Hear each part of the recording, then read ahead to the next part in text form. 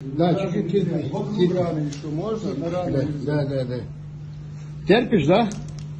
Конфет уже дали, конечно. Нормально, молодец. Молодец. Ничего, все будет хорошо. Ничего. А? Не, себе просто память иди. Я его никуда не пошлю. Давай. Нам для отчета. Нам еще далеко идти. Нет, рядом уже. Все, вот здесь Уже будет чуть-чуть. рядом. Не бойся, девочка, не бойся, не плачь, хорошо? Вот сколько ему бьют. Вот. Гражданский, не гражданский, сколько людей положили. Вот. Не можешь критически повязки, а что? Может, отвечаешь?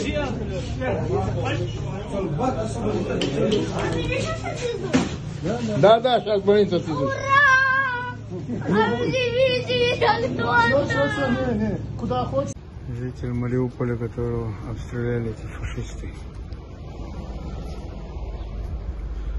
Наши врачи оказывают первую медицинскую помощь. После этого мы его отправим в больницу Новоозерск.